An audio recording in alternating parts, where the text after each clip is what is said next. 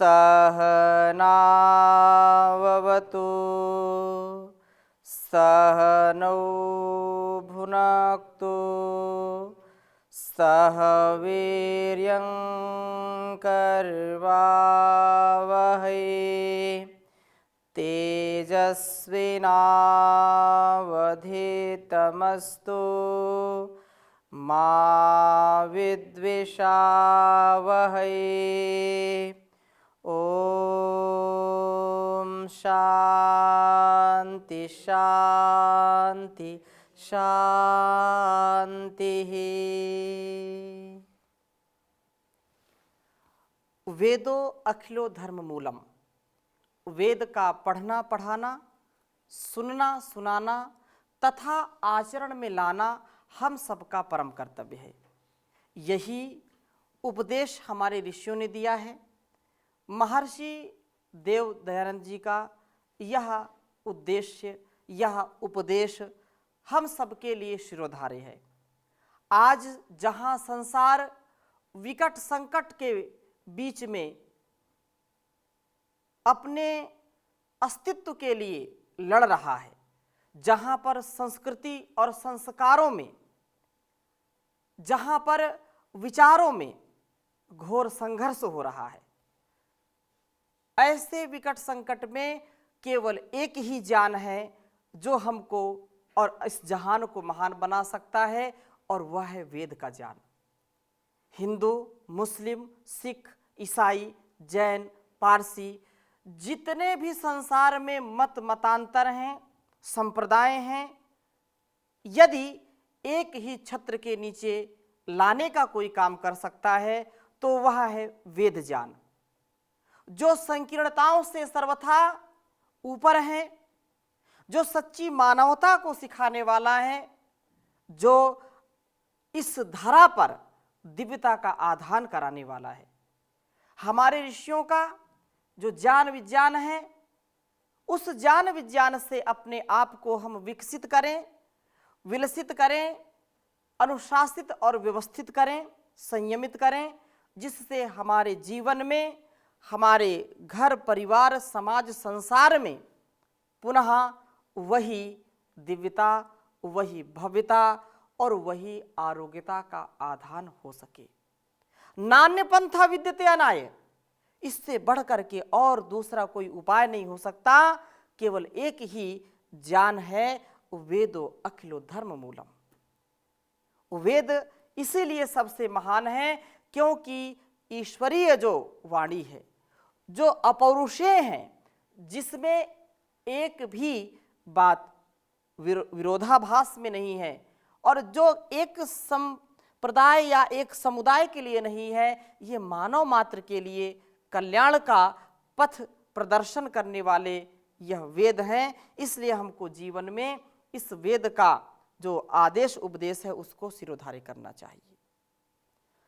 आज हम ऋग्वेद के प्रथम मंडल के 114वें सूक्त के 10वें मंत्र पर विशेष चर्चा करेंगे आज, क्योंकि जो ऋषियों का ज्ञान है, जहाँ पर ये बात कही कि संसार किस लिए है और ये शरीर किस लिए मिला है, संसार और शरीर, ये जगत और ये जीवन क्यों मिला है, तो अनेक स्थानों पर हम देखते हैं कहा कि अभ्युदय और निश्रेयस के लिए, प्रेय से श्रेय के लिए, भोग और अपवर्ग के लिए, ये सारा संसार इसीलिए है। तो इस संसार में अपने व्यवहार को भी ठीक करना है और अपने जीवन को जीते जी मुक्त करना है इन विषयों से भी। साधन मिला है साध्य की प्राप्ति के लिए, तो इन साधन से साधक का गहरा संबंध है। सच्चा साधक वही है जो इस साधन का भी ध्यान रखे और अपनी साधना का ध्यान रखे। लक्ष्य साध्य पर होना चाहिए। कुछ साधन पर सबसे ज्यादा ध्यान देते हैं, साध्य को भूल जाते हैं, साधना को भूल जाते हैं।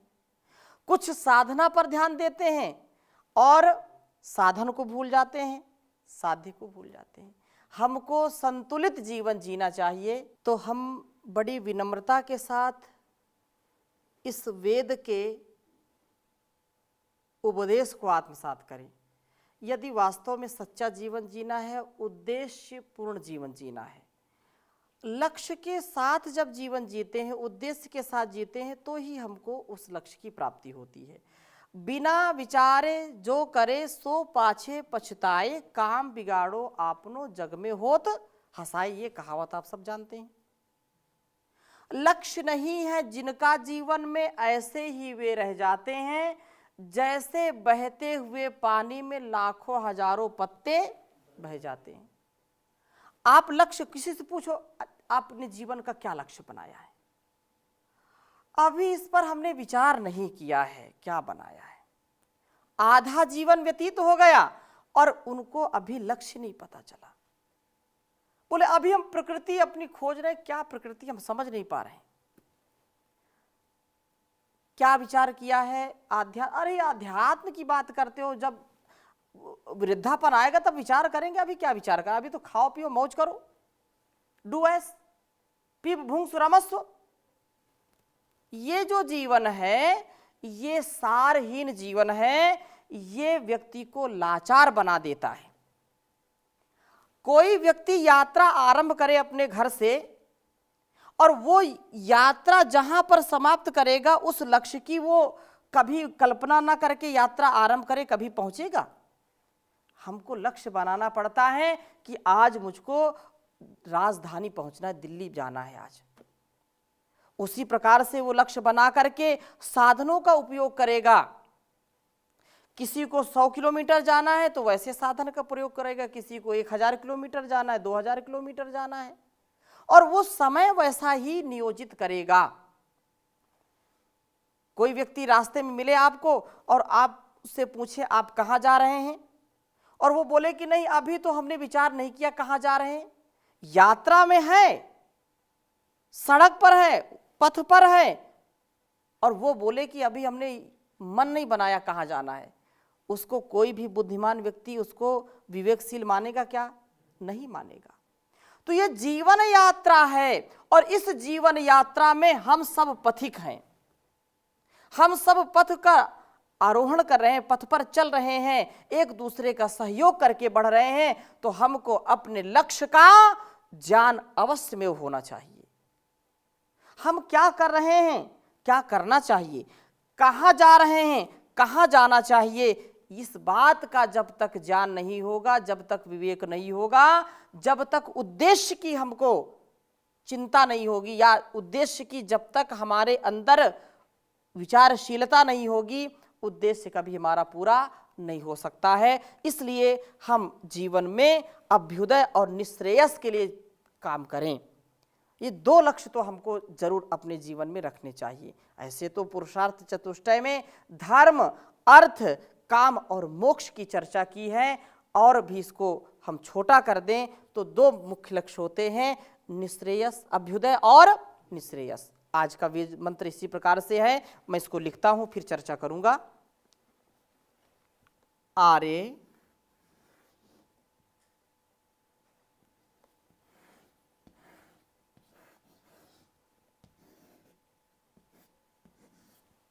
ओम आरे ते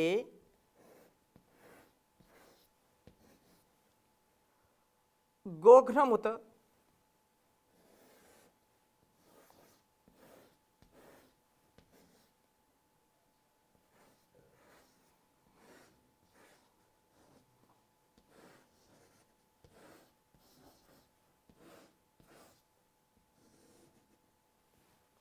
गोघ्नमुत पूरुषघ्नम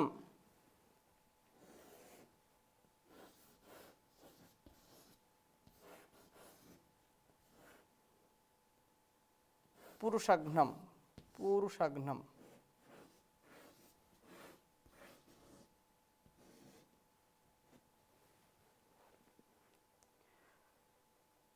क्षयद्वीर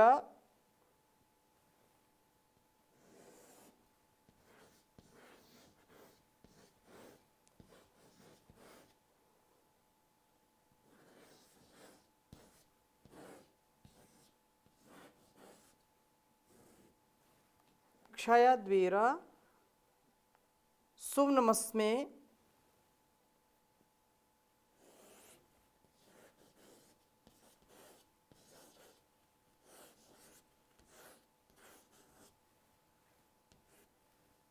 सुम्नमस्मे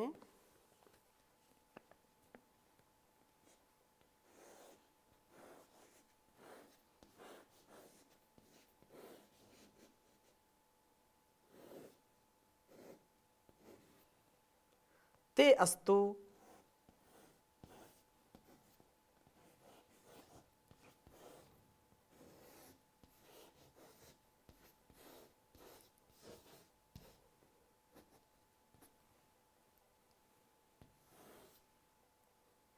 मृडा च नो अधि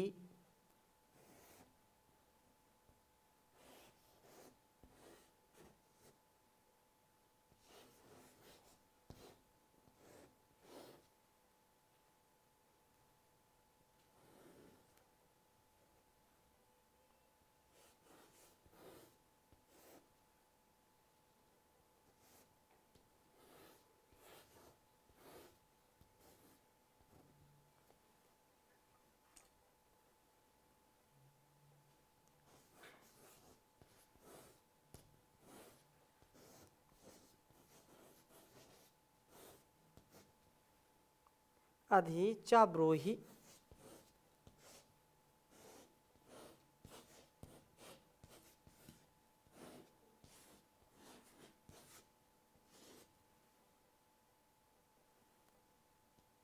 च ब्रूहि देवाधा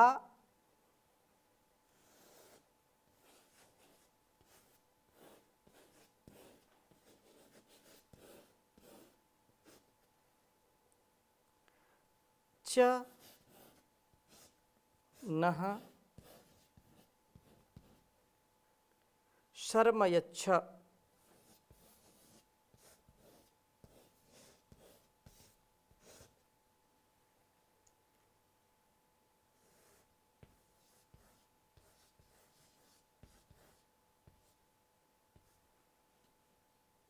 शर्म यच्छ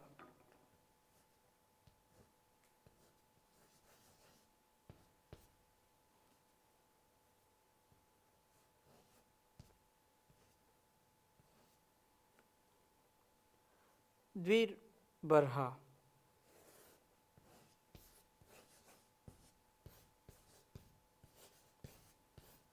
द्विबर्हा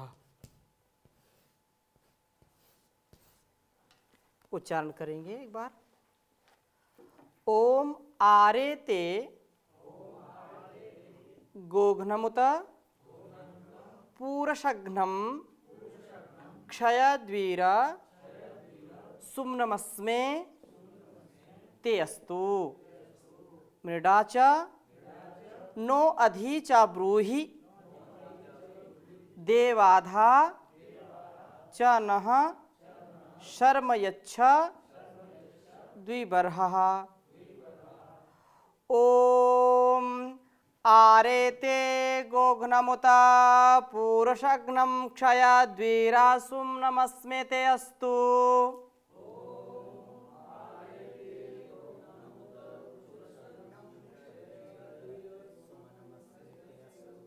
मृडा च नो अधि च ब्रूहि देवाधा च नः शर्म यच्छ द्विर्बर्हः।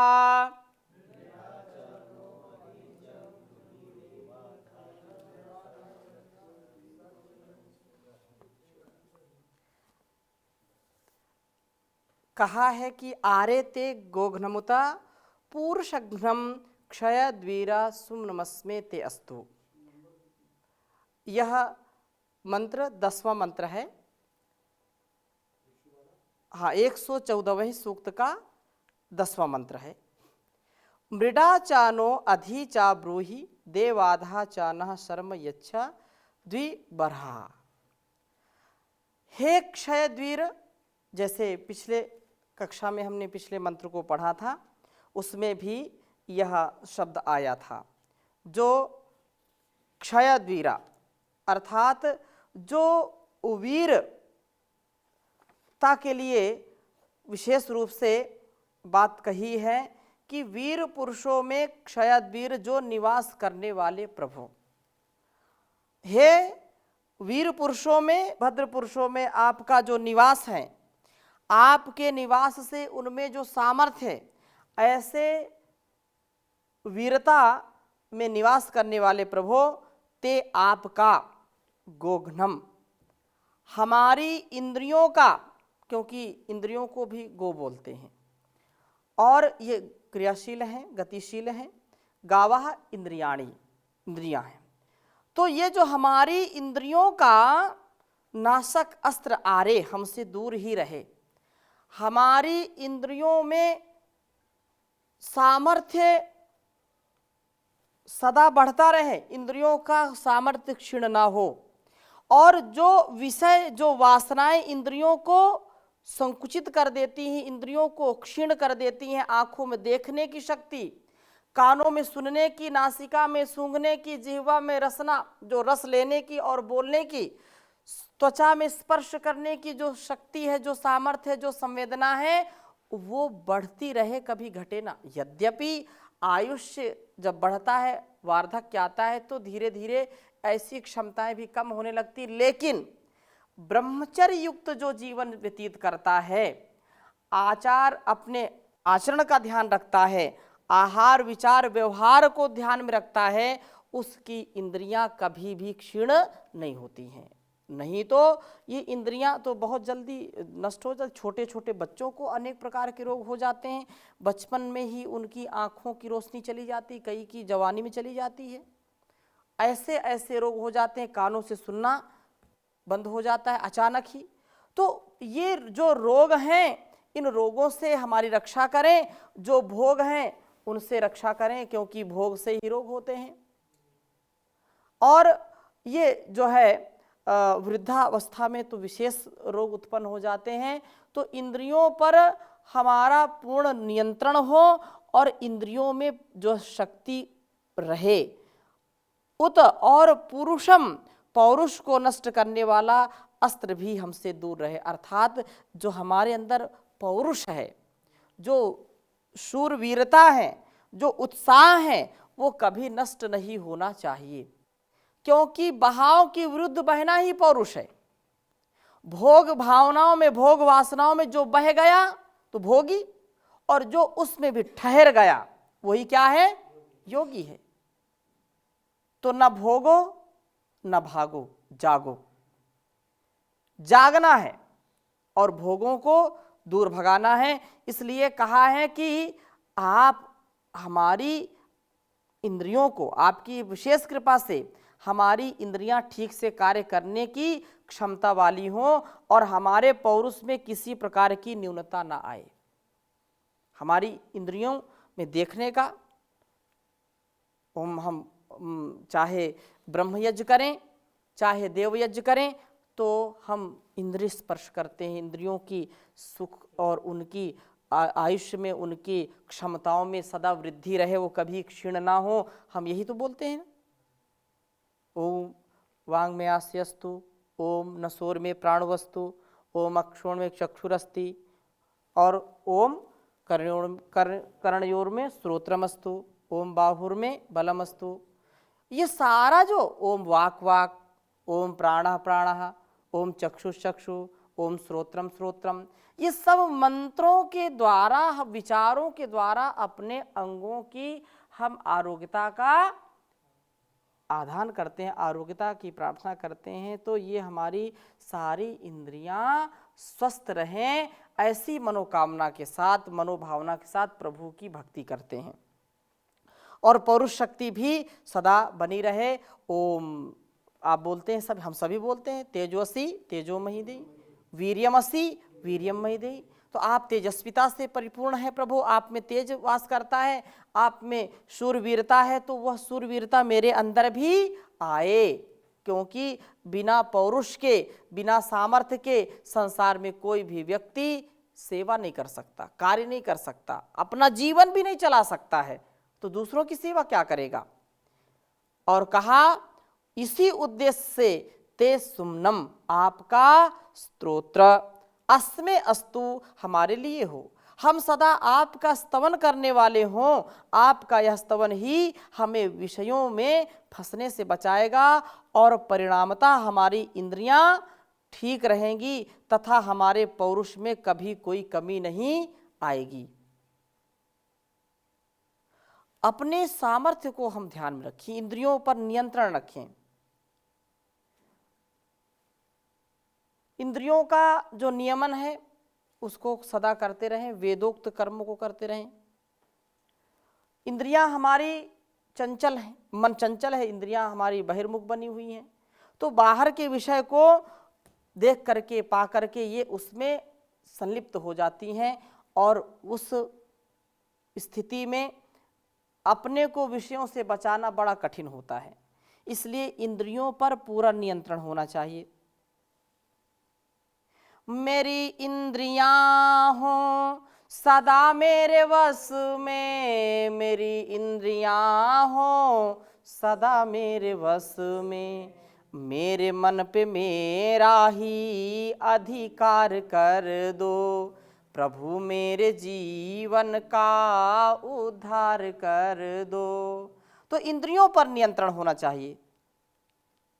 इंद्रियां, दमन इंद्रियों का तू करता चला जा, दमन इंद्रियों का तू करता चला जा, फिर काबू में आएगा मन धीरे धीरे, मिलेगी प्रभु की शरण धीरे धीरे।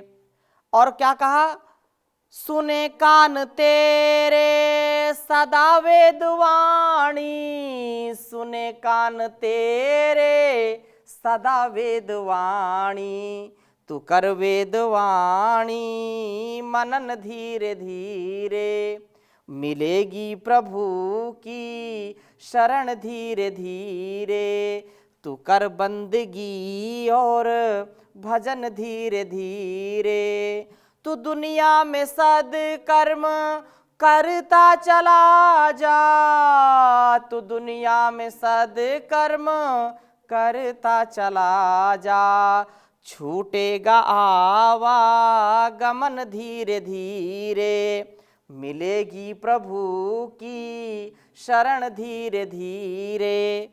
तो धीरे धीरे सारे कार्य सिद्ध होंगे। शनै कंथा शनै पंथा शनै पर्वत लंघनम, धीरे धीरे अपने आप को हमको व्यवस्थित करना है, स्वस्थ करना है। तो ये बात कही है। और अगली बात क्या कहा कि देव, हे देव, ज्ञान का प्रकाश करने वाले प्रभु, हे देवता मेरे, नहा हमारे लिए मृड आप अवश्य सुख दीजिए। आप हमको मृड अर्थात हमको सुखी बनाइए, हमारे अंदर सुख हो, बाहर भी सुख हो अंदर। जहां जिसके अंदर सुख है तो उसको बाहर भी सुख मिलेगा, और जिसके अंदर सुख नहीं है उसको बाहर कितना भी सुख मिले कभी सुख का अनुभव करता नहीं है। तथा अधिब्रूहि, हमें ज्ञान का खूब उपदेश दीजिए। कुछ लोग उपदेश सुन सुन करके थक जाते हैं। अरे कितनी वही रोज बातें, वही बातें। इंद्रियों पर नियंत्रण रखो, मन को शांत रखो, जो है आहार पर नियंत्रण रखो, विचार पर, रोज वही बात सुन सुन करके बिल्कुल दिमाग जो है दही बन गया। लेकिन ऐसा विचार नहीं करना चाहिए। जो महापुरुष है, ईश्वर जैसे हमको माता पिता हमको उपदेश करते हैं, ईश्वर हमको उपदेश करता है, हमारे अंदर सत्प्रेरणा देता है। इतना उपदेश देने के बाद जब ऐसी दशा है और न दिया जाए तो क्या दशा होगी, ये कल्पना कर सकते हैं। बात सत्य है। इतना बार बार कहने पर भी ये जो चंचलता है मन की, बार बार खेत की जुताई करने पर, बार बार निराई गुड़ाई करने पर भी खरपतवार उगाते हैं, और अगर खुरपी चलाई ही ना जाए खेत में तो क्या फसल की स्थिति होगी, सहज कल्पना हम कर सकते हैं। ऐसे ही व्यक्ति का स्वभाव होता है, व्यक्तित्व होता है कि जब तक वह स्वयं करता है और दूसरे उसको उपदेश करते हैं तो उसके अंदर उत्साह आता है और उन चीजों को फिर समाप्त करता है। तो कभी भी उपदेश से थकना नहीं चाहिए, क्योंकि हम तो रोज खाते पीते रोज सोते हैं, कभी ये कहते नहीं कि अरे कितना सोए, रोज वही सोना, रोज वही सोना, रोज वही खाना, ऐसा कभी विचार मन में आता नहीं, क्योंकि वो रिक्वायरमेंट है। तो ये भी एक रिक्वायरमेंट हमारी होनी चाहिए। इसलिए प्रार्थना है कि अधिब्रूहि हमें बार बार उपदेश करिए, अच्छा उपदेश करिए, अथ च और ज्ञानोपदेश के द्वारा ना हमारे लिए शर्म सुख यच्छ दीजिए, आप हमारे लिए द्विबरहा अभ्युदय और निश्रेयस दोनों का वर्धन करने वाले हों। हम आपके ज्ञान के द्वारा इहलोक और परलोक दोनों को साधने वाले हों, इस संसार में भी खूब उन्नति करें, धन ऐश्वर्य यश कीर्ति शरीर तन मन और वतन से हम सबल बने, कभी भी दीनहीन ना रहें, और अंत में जो लक्ष्य हमारा है उसमें भी हम पीछे न रहें, अभ्युदय के साथ निश्रेयस की सिद्धि हो, हमारी इंद्रियां पौरुष ठीक बना रहे, प्रभु के ज्ञान के अनुसार चलने में हम अभ्युदय और निश्रेयस को सिद्ध करें। इन्हीं शुभकामनाओं के साथ, शुभ भावनाओं के साथ, शुभ संकल्पों के साथ सतत इसका अभ्यास करते रहेंगे। यहीं पर विराम देते हैं, शेष चर्चा नए मंत्र के साथ अगली कक्षा में करेंगे। ओम शांति शांति शांति।